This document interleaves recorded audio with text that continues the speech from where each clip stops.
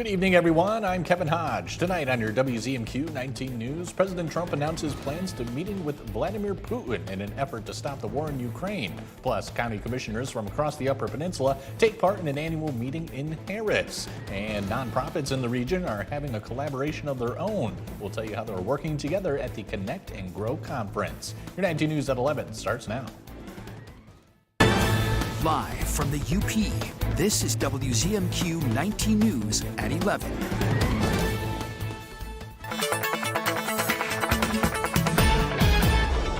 Welcome in. A first look at your forecast. Need to remind you that it is fall, so these overnight lows are definitely warmer than we should be seeing. Our average high at this time of the year is 52 degrees, and much of the Upper Peninsula in the overnight will be even a few degrees warmer than that. Yes, we do have cloud cover and we have some scattered showers, so it may not be the best to get out and enjoy that, but we still have a warm up on the way for tomorrow, lower 70s, but things will cool back down and we still are tracking some showers, but I'll break it all down for you in just a few minutes.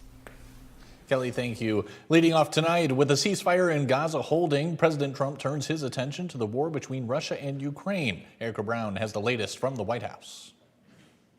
I thought it was a very good phone call. I thought very productive. Hoping to jumpstart talks to end the war in Ukraine, President Trump held a lengthy call with Russian President Vladimir Putin Thursday and announced plans for another face-to-face meeting, this time in Europe. The announcement comes one day before Trump is set to meet with Ukrainian President Volodymyr Zelensky at the White House as the Trump administration pushes for an end to the war. They're losing Russians, Ukrainians, mostly soldiers, for the most part soldiers.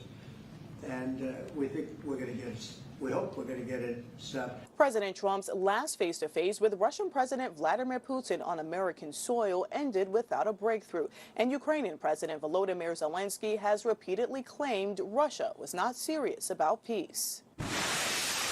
Zelensky wants the U.S. to supply long-range Tomahawk missiles for strikes deep into Russia, an idea President Trump says he's considering but is not committed to. We need Tomahawks for the United States of America, too. We have a lot of them, but we need them. I mean, we can't deplete for our country. So, you know, they're very vital. They're very powerful. They're very accurate. They're very good, but we need them, too. The White House says the president is still leaving the door open for a possible joint meeting with Putin and Zelensky. President Trump today announced a new deal to make IVF treatment cheaper for some Americans. Speaking in the Oval Office today, the president said drug maker EMD Serono will make its fertility drug available on the government's direct-to-consumer website, TrumpRx. According to the White House, only about 30% of families have insurance that covers IVF treatment. The average cost of the entire process can be up to $30,000. For those that don't have insurance, buying the drugs directly will save several $1,000s. There's no deeper happiness and joy of raising children, and now millions of Americans struggling with infertility will have a new chance to share the greatest experience of them all. President Trump also announced the administration will allow companies to offer supplemental insurance plans specifically for fertility treatment, similar to vision and dental. On the campaign trail last year, Trump said he would make IVF free, even calling himself the father of IVF at one point. The nation's largest banks are reporting a big jump in profits from last year, but many Americans say they are struggling. According to a new survey by Primerica, about 69% of middle-income Americans say their income is falling behind the cost of living. That's up from 50% 5 years ago. Business analyst Jill Schlesinger explains why many are feeling the pinch. The cumulative effect of inflation, prices at the grocery store, prices for daycare, prices for housing, prices for healthcare, that is putting pressure on people. Even if you are lucky enough to have a retirement plan at work, that is for decades in the future. The survey also found about half of Americans are increasingly using their rainy day emergency fund to make ends meet, with fewer people paying off their credit card balances month to month.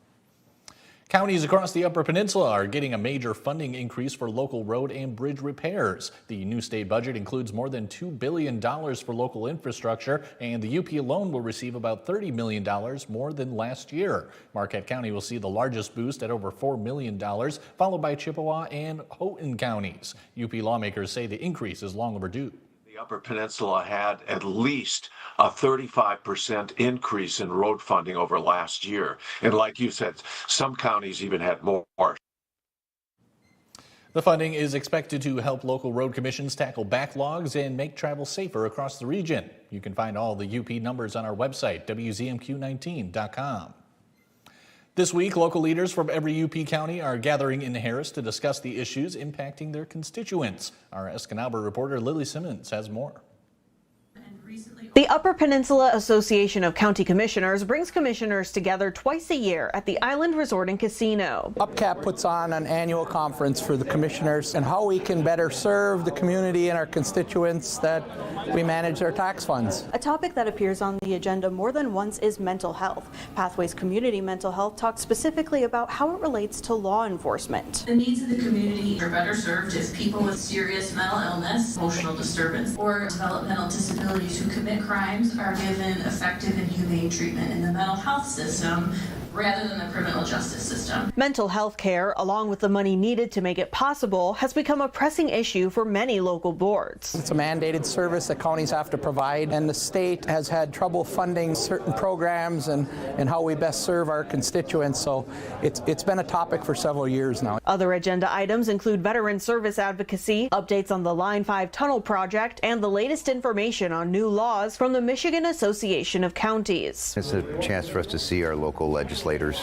from Lansing and get an overview of what's going on and get a chance to get our 2 cents in with them. We also get to learn of some services and grants and things that are afforded to us. Commissioners say the conference is an opportunity to learn new information that they can take back to their counties to keep them informed and moving forward. It's a learning curve and how we can make our dollars continue quality services and stretch it further. How can we do things better? We learn from other counties and work collaboratively together. The conference will continue on Friday. Reporting in Harris, Lily Simmons, WZMQ 19 News. Nonprofits from around the UP joined together during the 2025 Connect and Grow Conference this morning. WZMQ's Andrew Hands tells us about the benefits it brings for those organizations after so many years. Of its 2-day leadership sessions, the first day of the annual Connect and Grow Conference focused on nonprofit organizations. Members from around 50 nonprofits met this morning at the Northern Center as keynote speaker Derek Dupre kicked things off before breakout sessions and networking opportunities were shared throughout the day. It's just a time to be inspired and re-energized. Organizations like Copper Shores Community Health Foundation have been attending the conferences for 6 years. Marketing and Donor Relations Director Michael Babcock says the event has broadened his reach towards other groups. When I first started coming, this was how I got introduced to the nonprofit community as a whole. I learned a lot about who the people are, what we're all trying to do, how we're all really just trying to make our communities a better place. Striving to benefit the public more often than themselves, these orgs are commonly under-resourced, utilizing fundraisers and community partners to build upon. With that comes a mission to follow. These goals may be similar to other groups, allowing for beneficial networking. Working alongside those in that same boat, Babcock says, makes all the difference. It's a really nice opportunity to hear information that helps our organizations and communities be stronger, that's really focused on the nonprofit perspective, because we have a lot to learn from each other, but oftentimes we aren't able to make the time to do that on a regular basis. These opportunities have now strengthened the nonprofit community for 2 decades. This is actually Growing Lead's 20th conference. We've had several examples of people that have come together and they work together in a partnership after the conference because they met at the conference. Tomorrow, the conference will continue with its Professional Development Day. In Marquette, Andrew Hands, WZMQ 19 News. Kelly Rowland has your first warning weather forecast when we come back. Plus, we bring you some of the highlights from day 1 of the Fresh Coast Film Festival in Marquette. And Americans are continuing to include more protein in their diets. We'll go over the numbers when we come back.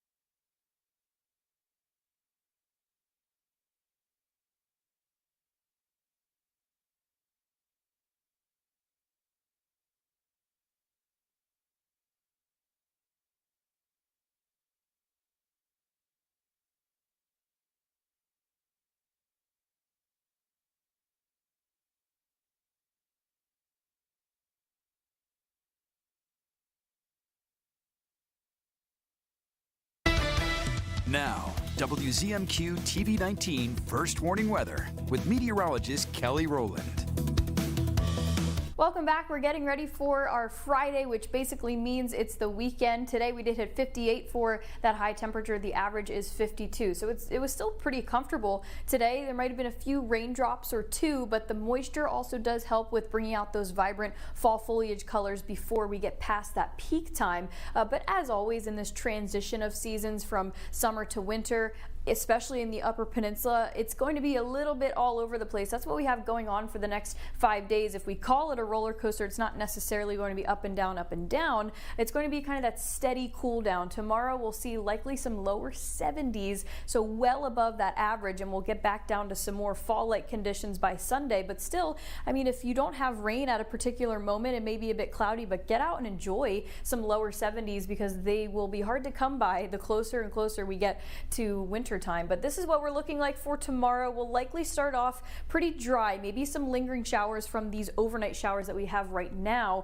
but then we'll keep an eye on the rain situation. It might bring a few raindrops for those high school football games, but still not going to be a washout of a Friday. It's not going to be a washout of a Saturday. We might see a bit of a system pushing up here, likely clipping the Newberry, Sault Ste. Marie area, kind of staying out towards the eastern half, and we'll see it here. The more likely rain accumulation is out towards Munising and Manistee and over towards that area, but still not even too much. I mean, most of the area is seeing 1/10 of an inch of rain from now until Saturday night, maybe up into 1/2 of an inch. So again, not a washout. Keep your plans. You just might have to have a brief moment where you come inside or just have the umbrella, have the raincoat with you just in case. I do think most of these games though should stay mostly dry. Calumet, Kingsford, and Newberry where these games will be at. Maybe a bit breezy also for Newberry, but just keep that in mind, especially towards the beginning part of the game. I think we should be fine, but I'll have another update on the way for you tomorrow. I want to talk about really quickly, just because things are fairly quiet other than a few scattered showers. We've been talking about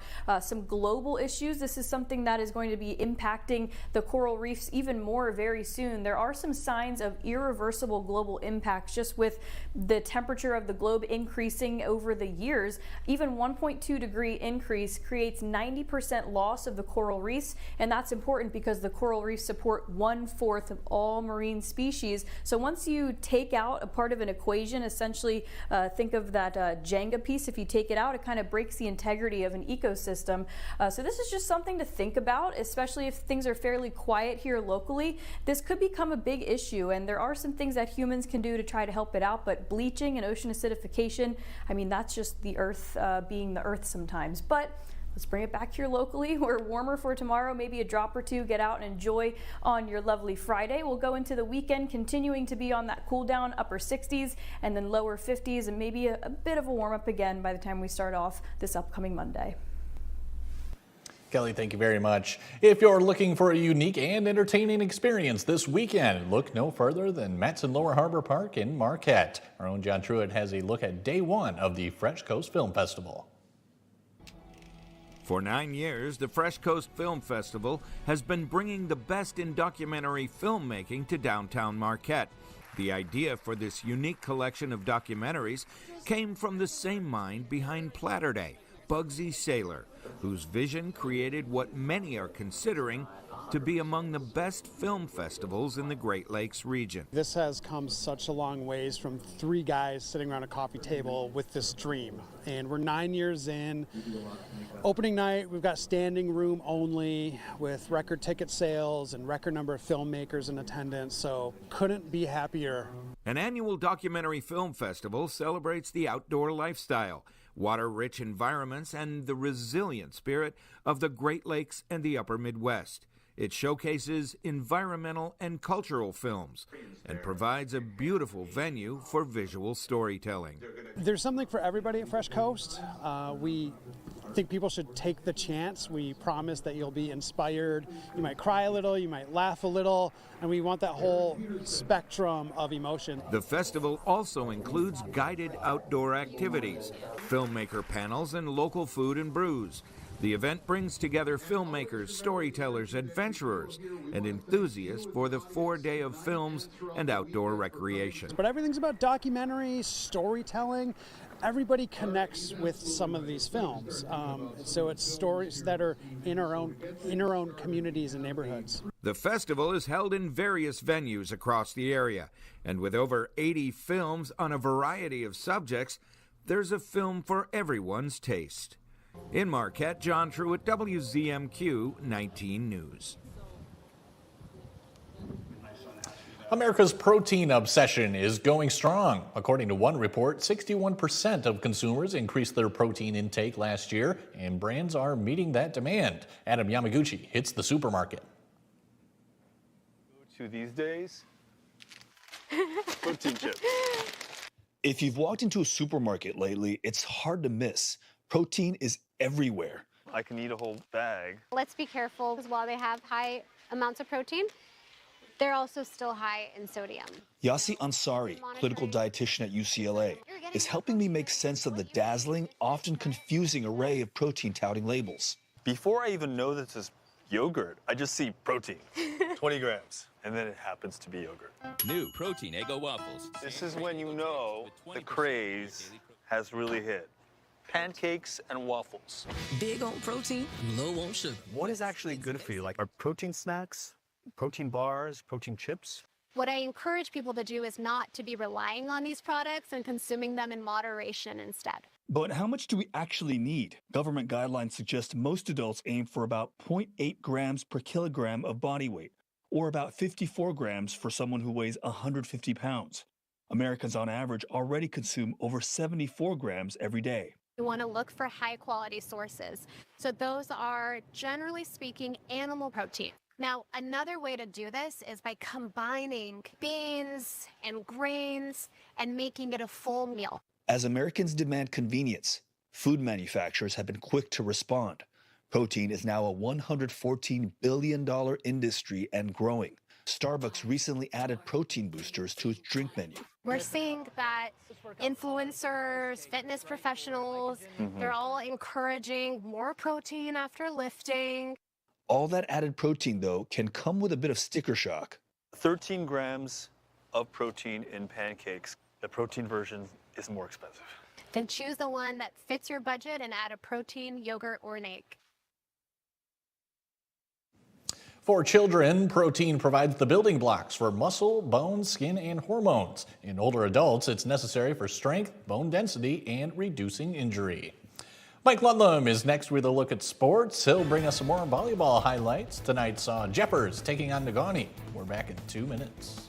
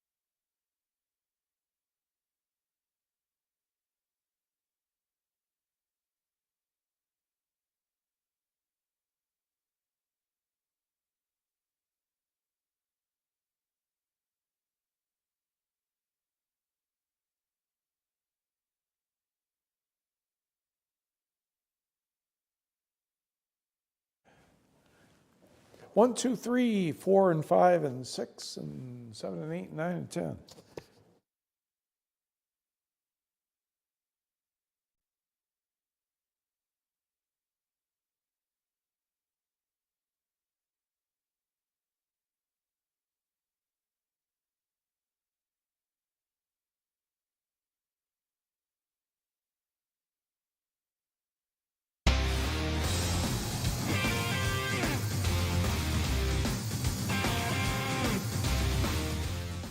Good evening, everyone. A pair of teams from the Upper Peninsula Divisions 1 through 3 volleyball pool collide in Marquette County. Number 5 Jeffers visited number 3 Negaunee. The Miners won the first set. Action begins late in the second set. Negaunee is in the near court in blue, Jeffers in the far court in green. And Montana Heinonen fired that one for the point. Jeffers coach Rachel Sundergrath applauds 24-21 Jets. Negaunee saves a set point here. Eliana Park with the pass to Priya. Eventually, Priya Mori will get the kill attempt, and Jeffers cannot get that one, but Jeffers still up 24-23. Timeout, Jets. Off the Kira Waterman serve for Jeffers, Maya Nordstrom, Elizabeth Hallinan to Taylor Ryala. Off the block and down, Jeffers earns a hard-fought set 25-23. To the third, now tied at 1 set apiece. Jeffers keeps the ball in play. And for the Miners, it will be Eliana Park, Izzy Francisco to Lilia Mason for the touch point. 1-0 Miners. This one went the distance. Negaunee took it 3-2, 15-9 in the 5th set. Not too far away, Calumet, number 2 in the poll, I believe, taking on Westwood. Second set here, Michaela Watson gets credit for the service ace, but Calumet leads 23-15. Copper Kings get the next 2 points. Adria Germu with the set. Braylon Antela with the kill right there. 25-15, Calumet took a 2-0 advantage. Calumet coach Kate Bonacorsi tried to keep her team focused for the third set. Antela gets another swing here for Calumet, but Michaela Fisher does a nice job of blocking that. However, the Copper Kings, Jess Anderson, Millie Locus, and Chloe Capo with the kill. Calumet takes that 3-1 lead into the third set. On the next serve by Capo, an overpass, and setter Millie Locus gets a chance to put one away. 4-1 Copper Kings. They go on to take this set 25-13, and the match 3-0. To the scoreboard where Hancock turned back Ishpeming 3-0. Lakeland and Hubble needed 5 sets to defeat Baraga 3-2, 17-15 in the 5th. Ewan Trail Creek easily over Watersmeet 3-0. West Iron County 3, Iron Mountain 0. Was Dollar Bay over Lance 3-0. Kira Isaacson had 22 kills for the Blue Bolts. Norway over North Central 3-0. Menominee did the same to Barker Harris, and so did Stevenson, dispatching Mid-Peninsula. And Forest Park over Rapid River. Yes, 3-0 Kingsford over Gladstone. Munising defeated Superior Central in the Battle of Alger County 3-1. Manistee over Marquette 3-0. Escanaba, a long road trip. Not as good a result as they would have liked. Blue Devils take that one 3-0. St. Ignace over Cedarville Detour 3-0. Newberry the same over Rudyard. And Sylvia Aho had 14 aces and 13 assists for Chassell in the 3-0 win over the Ironwood Red Devils. Speaking of Manistee, teacher and varsity volleyball coach Amy Nixon has been named the Society of Health and Physical Educators Michigan High School Physical Education Teacher of the Year for 2025. SHAPE Michigan is the state's professional organization dedicated to supporting health and physical education professionals and providing them with the tools to help students lead healthy and active lives. The award recognizes educators who demonstrate outstanding commitment to promoting student health, physical fitness, and lifelong wellness. Back to the scoreboard, 8-player football. Cedarville Detour goes over the bridge and not much fun. Central Lake goes on to win this one 56-20. And in boys high school soccer in Division 3, Kingsford remains alive, defeating Grayling 4-1. The Flivers will take on Elk Rapids tomorrow. The Michigan Tech Huskies have their biggest task at Curley Stadium on Saturday. The Huskies meet top-ranked Ferris State. The Huskies held off Davenport 16-14 in Grand Rapids last weekend. The Bulldogs destroyed Wayne State at home 59-0 last Saturday. Tech head coach Dan Metlack says it's a chance to see where his team stands. It's a home game for us. We're excited to be back at home, excited to be in this situation. You know, it's not often you have the number one team coming in to your place, and we get that opportunity this weekend. So they are very talented. They're good. There's a reason they're number one, but we can't make it any bigger from that standpoint. Our guys got to show up and have confidence that we can be playing in these types of games, and I think our locker room is in a good spot right now with that standpoint. Kickoff Saturday is set for noon. NMU travels to Davenport, Roosevelt Saturday with a 2 o'clock Eastern time start. Don't forget, Tech visits Northern next Saturday at noon in the Battle of the Miners Cup. Turning to Championship Series Baseball, the National League Series Game 3. And that is Mookie Betts in the bottom of the first for the Dodgers with a base hit. Shohei Ohtani scores 1-0 over Milwaukee on the RBI double. Top of the second, Milwaukee gets right back in it. Jake Bauers with the base knock. Caleb Durbin crosses the plate, and this game is tied at 1. Jump ahead a bit to the bottom of the 6th inning, where Tommy Edman will get this base hit, and that will allow Will Smith to cross the plate. Freddie Freeman advanced to third on the play. Dodgers with a 2-1 lead. Moments later, Abner Uribe of the Brewers made an error on a pickoff attempt throw. Freeman scored to make it 3-1 Dodgers, and that would be your final score. The Dodgers now lead the NLCS 3-0. Game 4 is tomorrow night. In the American League Championship Series, Toronto leads Seattle 8-2 in the 8th inning. If Toronto hangs on to win, they will be tied at 2. We'll be right back.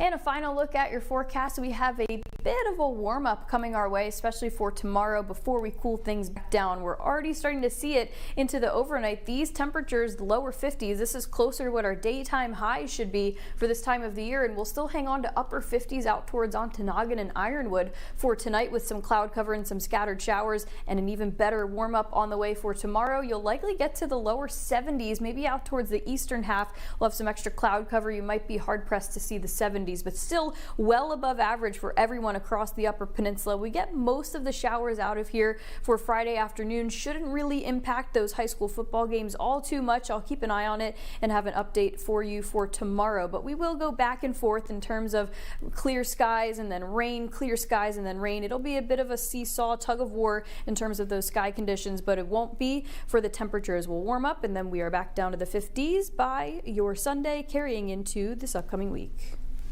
Kelly, thank you again. Mike, what would you do if you found an egg on the side of the road next to a dead bird? Not much. Not I don't much. know. Well, let me tell you what one Midwestern family decided to do. They tried to rescue it. Ben Bulfer's uncle found the egg while bike riding. Bulfer put it in his incubator and woke up the next morning to find the turkey breaking out of the shell. The Minnesota family named it Tiny for being a tiny miracle. Tiny loves to play with the family dog and pick at shoelaces and windows. Now that Tiny is bigger, the turkey was just moved to a family property in southern Minnesota, where it's now roaming free on 5 acres of land.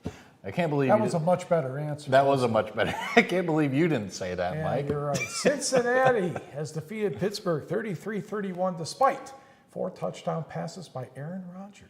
Thank you very much, Mike. Thank you all for watching. We'll catch you back here again tomorrow.